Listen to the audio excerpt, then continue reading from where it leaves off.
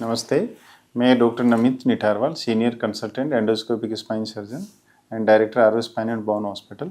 आज इस वीडियो में अपन डिटेल में चर्चा करेंगे UBE unilateral biportal spine endoscopic spine surgery techniques क्या होती हैं, इसके बारे में क्या क्या इंडिकेशंस होते हैं, किन किन पेशेंट को इससे फ़ायदा होता है, नॉर्मल जो ओपन प्रोसीजर्स होती उसकी वजह इसमें क्या एडवांटेज होते हैं और ओटी के स्टेप्स क्या होते हैं, तो उसके बारे में डिटेल में शुरुआत करेंगे। इससे बताने से पहले आपको बताना चाहूँगा कि इस टेक्निक की 2020 में मैंने राजस्थान में शुरुआत की थी इसकी, और अभी हम बहुत सारी जो ओपन सर्जरीज़ की बजाय इसी को प्रेफरेंस कहते हैं, क्योंकि इसमें बहुत सारी ऐसी सर्जरियाँ होती हैं जिनमें अपने को स्पाइन में बहुत सारे स्क्रू वगैरह डालने की ज़रूरत रहती है।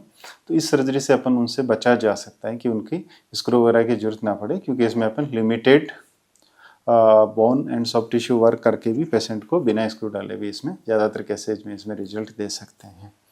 तो पहले तो अभी हमारा जो हॉस्पिटल है ये जयपुर में लोकेटेड है, जिसमें हम एंडोस्कोपी से रिलेटेड जो भी सर्जरी पॉसिबल होती है वो सारी यहाँ पे कर रहे हैं विथ लेटेस्ट गैजेट्स। तो अभी जो यूबी हैं, तो यूबी के मेन एडवांटेज रहते हैं कि जैसे यंग एज में पेशेंट को स्लिप डिस्क हो गया है और नर्व को कंप्रेस कर दिया है, तो उनके एज में इसको कर सकते हैं।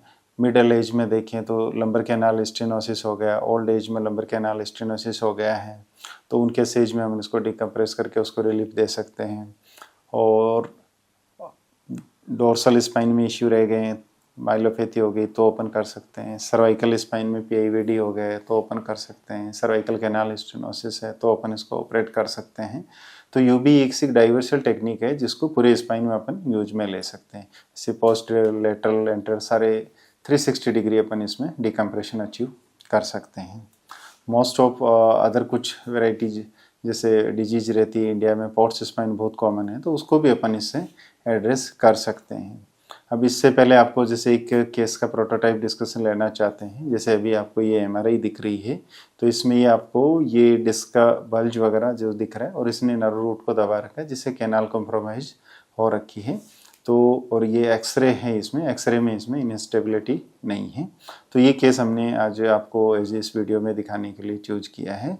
तो इससे पहले अभी हम आपको इस फोटो में दिखा रहे हैं कि जिसे पेशेंट को ओटी में ले लिया है, उसको उल्टा लिटा दिया, जिसको मेडिकल लैंग्वेज में प्रोन पोजीशन बोल रहे हैं, लिटा दिया है। फिर इसको हम हमारी जो पेंटिंग ड्रेपिंग होती है कि जैसे अपनी जो स्किन की सरफेस है, तो इसकी स्किन की सरफेस को बैक्टीरिया से फ्री कैसे करें, तो उसके लिए हम पेंटिंग करते हैं। फिर इसके लिए स्पेशलाइज्ड ड्रेप्स आते हैं, उन स्पेशलाइज्ड जो ड्रेप रहते हैं उसको ड्रेप को इससे लगा देते हैं ताकि जो ड्यूरिंग सर्जरी जो हम सेलाइन यूज करते हैं तो वो प्रॉपर सेलाइन हो, वो सक्शन के थ्रू जाता रहे। इसके बाद में हम फिर अपन सीआर मशीन में देखते हुए अपन इसकी मार्किंग करते हैं। इसमें ऐसा रहता है कि अपन पूरा चेहरा नहीं लगाते, इसमें ओनली स्मॉल पॉट बनाते हैं। एक स्कोपी पोर्टल होता है वो 5 mm बनाते हैं, एक वर्किंग पोर्टल होता है वो 8 to 9 mm बनाते हैं। तो वो इंसिजन बनाने से पहले हम मशीन में देख के ऊपर स्किन के ऊपर मार्किंग कर लेते हैं ताकि हम हमारी ऑपरेशन से पहले ट्राइजेक्टरी डिसाइड कर लें। जैसे आप इस वीडियो में देख रहे हो, अपनी 2 पोर्ट मार्क कर लिए हैं, एक स्कोपी पोर्ट मार्क कर लिया है, एक वर्किंग पोर्ट मार्क कर लिया है। और इनको कंफर्मेशन के लिए जैसे कि आप इसमें आप एक्सरे में देख रहे हो, हम एपी लेटरल जो भी हमारी मेडिकल लैंग्वेज है उसी के हिसाब से इनमें मार्किंग करके और फिर हम इंसिजन लगाते हैं। अब जैसे कि आप इस वीडियो में देख रहे हो, हम एक नाइफ लेके एक स्टेप इंसिजन देते हैं, एक वर्किंग पोर्टल के लिए देते हैं, एक स्कोपी पोर्टल के लिए देते हैं, और फिर ये हम ये स्पेशल इंस्ट्रूमेंट डाल के वापस सीआर में हम हमारी पोजीशन कंफर्म कर लेते हैं कि हम जहाँ जिस एरिया पे लैंड होना चाह रहे हैं वहीं पे लैंड हो रहे हैं या नहीं हो रहे हैं। और इसके बाद में हम वर्किंग स्पेस क्रिएट करते हैं जिसमें सीरियल डायलेशन आ गया, वो आ गया। फिर हम एक स्पेशल इंस्ट्रूमेंट यूज में लेते हैं जिसको अपन आरएफ बोलते हैं, रेडियो फ्रिक्वेंसी एब्लेशन। ये बहुत सारे के होते हैं, हम जनरली जो अभी लेटेस्ट वाला जो प्लाज्मा होता है वो यूज में लेते हैं, जिससे थोड़ी सी ब्लीडिंग वगैरह कंट्रोल करना कंपेटिवली ईजी रहता है, सॉफ्ट टिश्यू का डैमेज मिनिमम होता है। और जैसे कि आप इस वाले इसमें वीडियो में देख रहे हो कि एक तरफ से आपका स्कोप लगा हुआ है, उसमें सेलाइन जा रहा है एक पोर्ट से और दूसरे पोर्ट से ये फ्लूइड बाहर आ रहा है। तो ये क्या करता है कि ये यूबी का एडवांटेज है कि कंटिन्यूस फ्लूइड का इसमें इरिगेशन होता रहेगा। एक पोर्ट से फ्लूइड जाएगा, दूसरे पोर्ट से बाहर आएगा, ताकि एक वहाँ हीमोस्टेटिक प्रेशर रहेगा, ताकि पेशेंट को ब्लीडिंग बहुत ज़्यादा ना हो इंट्रा ऑपरेटिव, और अपना विजन है वो क्लियर रहे। तो जो रेस्ट ऑफ आगे की जो प्रोसीजर है हम कंटिन्यूस इसमें विजन में ही कंटिन्यूस्कोपी विजन में ही करते हैं। तो इसमें फिर हम पहले अभी जैसे आप वीडियो में देख रहे हो एक स्पेस, वहाँ पे स्पेस बनाते हैं, और उसके बाद में हम फिर ये स्पेशलाइज, आप जैसा कि इस वीडियो में देख रहे हैं, ये डायमंड बर होता है। इसमें डायमंड भी ले सकते हैं, कॉनिकल भी ले सकते हैं, इसे यूज करते हैं। तो वहाँ पे जिस पार्ट का जो बोन का जो पार्ट होता है, स्पाइनो लेमिनर जंक्शन से जनरली हम शुरू करते हैं, वहाँ से थोड़े से बोन के पार्ट को ड्रिल करते हैं। तो वहाँ से उस बोन के पार्ट को अपन ने ड्रिल कर दिया। तो उसके बाद में फिर जैसे कि आप वीडियो में देख रहे हो, फिर लिगामेंटम फ्लेम होता है जो दो लेमिना के बीच में होता है। इसका जो भी लिमिटेड पार्ट होता है, जहाँ पे कंप्रेशन होता है, वो उठाते हैं। हमारे इस यूबी का एडवांटेज क्या है कि इसमें हम दोनों तरफ इप्सिलेटरल, सेम तरफ, कॉन्ट्रालेटरल, अपोजिट तरफ का भी इसमें से डिकम्प्रेशन अच्छी तरह से कर सकते हैं। तो अपन ने बोन का जो पार्ट था वो हटा दिया, लिगामेंटम फ्लेम हटा दिया। जैसे कि आप इसमें फोटो में आप इसमें देख रहे हो, एक वाइट क्लिस्टिंग सरफेस आपको दिख रही है, जो बल्ज दिख रहा है वो डिस्क का पार्ट है। तो अपना एम है इस सर्जरी में उसके पार्ट को हटाना। फिर हम जो भी न्यूरल टिश्यू होता है, जो स्पाइनल कैनाल के अंदर जो भी ड्यूरल टिश्यू है, उसको ड्यूरा को हम डिटेक्ट कर लेते हैं, और फिर स्पेशलाइज इंस्ट्रूमेंट्स लेके, जिसको डिस्क फॉर्सो बोलते हैं, इस डिस्क को निकाल लेते हैं। कई बार डिस्क कैल्सिफाइड होती है तो हम स्मॉल चीजल ऑस्टियोफाइट वगैरह लेके भी उसको उससे हटा के और इसको डिस्क को हम निकाल लेते हैं।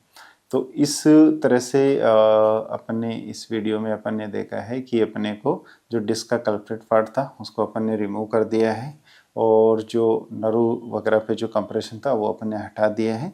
और हमारे पास स्पेशलाइज्ड बहुत सारे प्रोब्स होते हैं जो हम ब्लीडिंग रोकने के लिए कंट्रोल करें। जैसा अभी आप इस वीडियो में देख रहे हो, ये एक स्पेशलाइज प्रोब है जिससे अलग अलग डायरेक्शन में जाके जहाँ जहाँ जो ब्लीडर हो उसको हम वो उससे यूज करके और वहाँ से उसकी ब्लीडिंग रोक सकते हैं। तो अभी जो आप ये लास्ट वीडियो में जो देख रहे हो, तो हम इसको प्रॉपरली जो नर्व्स है उनको डिकम्प्रेस कर चुके हैं। तो जो कल्प्रिट था उसको हम हटा चुके हैं। हाँ, अब इस लास्ट वीडियो में आप जैसे देख रहे हो, तो स्किन पे जो इंसिजन होता है, पहले जैसे बड़ा इंसिजन होता था वैसा इसमें इंसिजन नहीं होता है। इसमें जो इंसिजन रहेगा ये ओनली 2 इंसिजन से आपको दिख रहे हैं। अगर ये सिंगल लेवल यूबी कर रहे हैं तो ये 2 इंसिजन रहेगा। अगर हम डबल लेवल यूबी कर रहे हैं तो इसमें ये जो इंसिजन है वो एक इंसिजन छोटा सा और बढ़ जाएगा। और अगर हम 3 लेवल का कर रहे हैं तो उसमें एक छोटा सा इंसिजन और बढ़ जाएगा, और उसी हिसाब से ये सारी सर्जरी कंप्लीट हो जाएगी। अब इसमें पेशेंट को ऑपरेशन के बाद में इतना कंफर्टेबल रहता है। जैसे नॉर्मल चेहरे वाली सर्जरी में पेशेंट को बहुत ज़्यादा दर्द होता है, क्योंकि उसमें ब्लड लॉस भी ज़्यादा होता है, सॉफ्ट टिश्यू का डैमेज भी ज़्यादा होता है। इस वाले केस में सॉफ्ट टिश्यू का डैमेज बहुत कम होता है, ब्लीडिंग जो होती है वो बहुत कम होती है। तो पेशेंट को पोस्ट ऑपरेटिव पेन बहुत कम रहता है। पेशेंट को ऑपरेट करके हम चाहें तो भी 1 घंटे 2 घंटे बाद पेशेंट को वॉक करवा सकते हैं, पेशेंट को सेम डे वॉकिंग करवा सकते हैं, और पेशेंट को हम सेम डे डिस्चार्ज भी कर सकते हैं। दूर के पेशेंट आते हैं तो उनको हम नेक्स्ट डे डिस्चार्ज कर सकते हैं। तो यूबी का main advantage compared to other conventional procedures, इसमें ब्लीडिंग जो रहती है वो मिनिमम होती है, सॉफ्ट टिश्यू का डैमेज मिनिमम होता है, पेशेंट को जो पेन होता है वो मिनिमम रहता है, पेशेंट अपनी एक्टिविटी है वो अर्ली रिज्यूम कर लेता है। और बहुत सारे केसेज में जिनको अर्लियर अपने को स्क्रू डाल के ऑपरेट करना पड़ता था, इस केसेज में उनको स्क्रू डालने की ज़रूरत नहीं होती है। तो आपको इस फैसिलिटी का अवेल करना हो तो आप नीचे दिए गए जो नंबरों पे हमसे कांटेक्ट करके हमारे हॉस्पिटल से जुड़ सकते हैं। तो आपसे रिलेटेड कोई भी इसी तरह की कोई दिक्कत हो तो हमारे हॉस्पिटल के वेबसाइट पे भी डिटेल में इसके बारे में देख सकते हो, और आपकी रिपोर्ट्स हमें शेयर करके इसका लाभ ले सकते हो। धन्यवाद। रीढ़ की हड्डी से 3 साल से परेशान था।